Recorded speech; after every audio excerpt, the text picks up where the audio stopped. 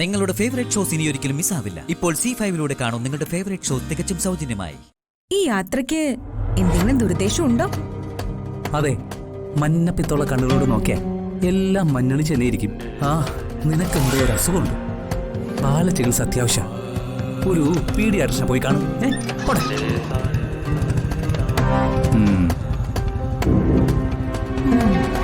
ചികിത്സ വേണ്ടതേ ആ പോയ കുരുവികൾക്കാ.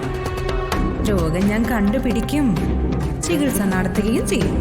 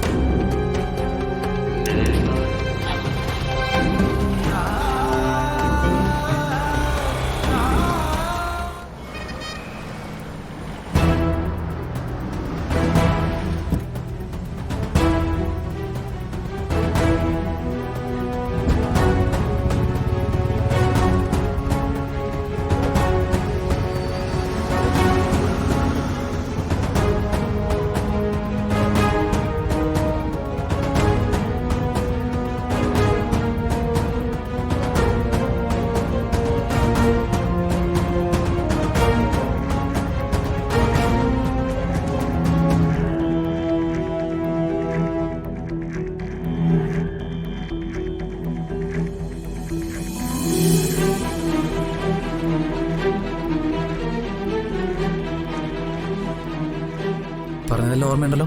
നമുക്ക് ആദ്യം ഡോക്ടറെ കാണാം. വാ.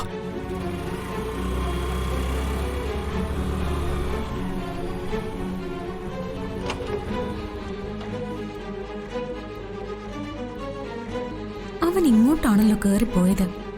ഇപ്പൊ എങ്ങോട്ട് പോയി?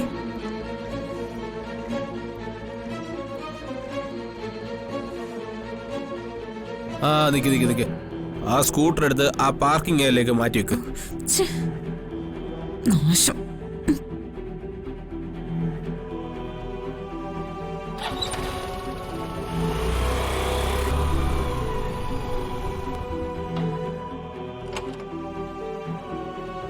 ഇവരിത് എങ്ങോട്ട് മുങ്ങി?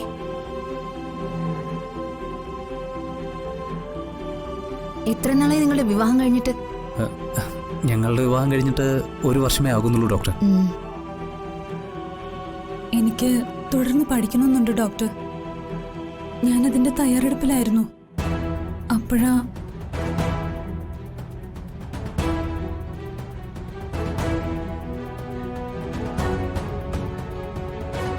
ഡോക്ടർ, ശരിക്കും ഞങ്ങൾ ഒട്ടും പ്രിപ്പയർഡ് അല്ല ഡോക്ടർ.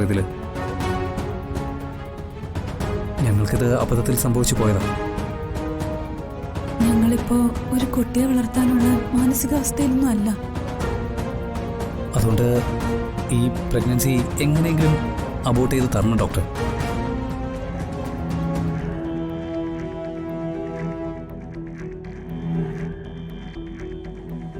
സാധാരണ ഞാൻ അബോർഷനെ പ്രൊമോട്ട് ചെയ്യാത്ത ഒരാളാ. എങ്കിലും എനിക്കും എന്റെ ഫാമിലിക്കും വേണ്ടപ്പെട്ട ഒരാളാ നിങ്ങളുടെ കൂടി ഫ്രണ്ടായ മിസ്റ്റർ രഞ്ജിത്ത്. രഞ്ജിത്ത് പറഞ്ഞതുകൊണ്ട് മാത്രം ഞാൻ നിങ്ങളെ കാണാമെന്ന് സമ്മതിച്ചത്. ഇപ്പൊ ചെയ്യുന്ന ഈ അബോർഷൻ കൊണ്ട് ഭാവിയിൽ ഒത്തിരി ആഫ്റ്റർ ഇഫക്റ്റുകൾ ഉണ്ടാവാം. ഒരുപക്ഷെ ഭാവിയിൽ നിങ്ങൾക്കൊരു കുട്ടി വേണമെന്ന് തോന്നിയാൽ പോലും നിങ്ങളുടെ മോഹം സാധിക്കാതെ വരും.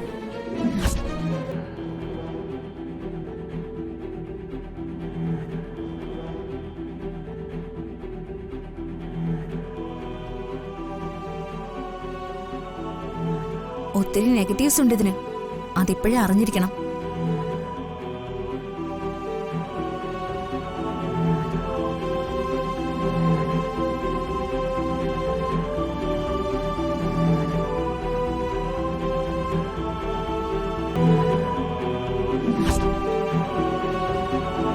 ഡോക്ടർ, അന്നേരം അതിനൊക്കെ പലതരം ട്രീറ്റ്മെന്റുകൾ ഉണ്ടാവില്ലേ? എങ്ങനെയെങ്കിലും ഡോക്ടർ എന്റെ പ്രഗ്നൻസി ഒന്ന് അബോർട്ട് ചെയ്ത് തരണം. Please doctor, please. നീ എന്താ ഇവിടെ? അത് എൻ്റെ ഒരു സുഹൃത്തിന് ചെറിയൊരു ബൈക്ക് ആക്സിഡന്റ്. ഞാൻ അവനെയും കൊണ്ട് വന്നതാ. അവൻ്റെ കൂടെ ആരുമില്ല. ഞാൻ ബില്ലടയ്ക്കാൻ വന്നതാ. എന്റെ ഹെൽപ്പ് വല്ലതും വേണോ? അയ്യോ അതൊന്നും വേണ്ട. ശരി.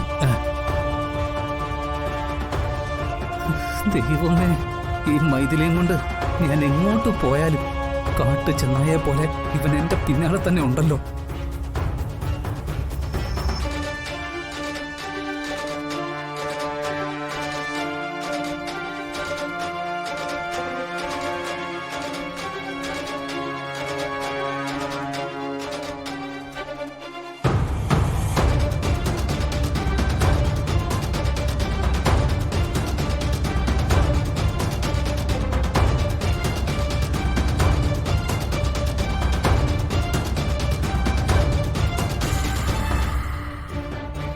മൈഥിലിയാണോ അവിടെ നിന്നത്?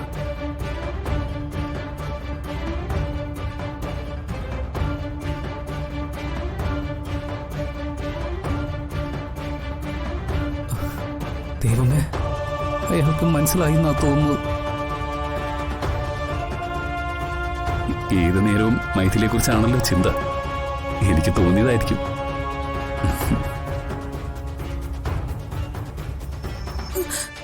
രക്ഷപ്പെടാൻ എന്താണ് ഒരു വഴി?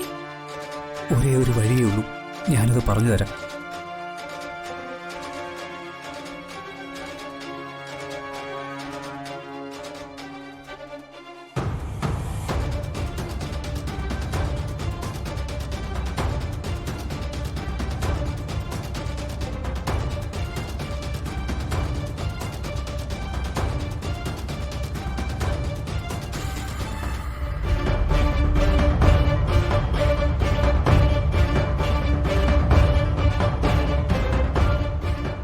കാർത്തികേട്ടാ,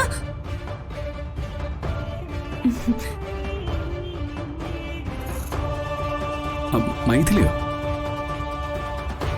അപ്പോ എന്റെ ഊഹം ശരിയായിരുന്നു. ഏയ്, ഓടണ്ട. ഈ സമയത്ത് ഓടരുത്. പതുക്കെ നടന്നു വന്നാ മതി.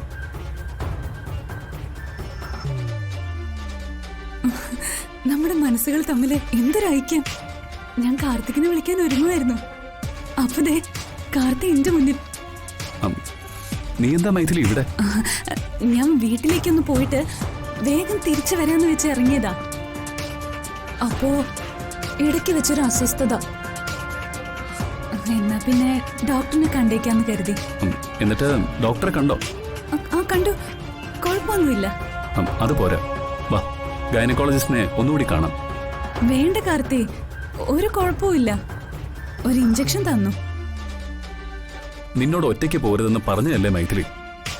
നീ ധിക്കാരം കാണിച്ച എന്തിന്? നീ നീ വൈശാഖിനെ കണ്ടായിരുന്നോ? അവൻ എന്തോ കാര്യത്തിന് ഈ ഹോസ്പിറ്റലിൽ ഉണ്ടായിരുന്നല്ലോ. ഞാൻ കണ്ടില്ല. ഞാൻ മര്യാദയ്ക്ക് പറഞ്ഞത് വീട്ടിൽ കൊണ്ടുപോയി ആക്കാന്ന് കേട്ടില്ല. ശരി, വാ പോ. ഡൗൺലോഡ് ചെയ്യൂ C5 ആപ്പ്. കാണൂ എല്ലാ എപ്പിസോഡുകളും സൗജന്യമായി.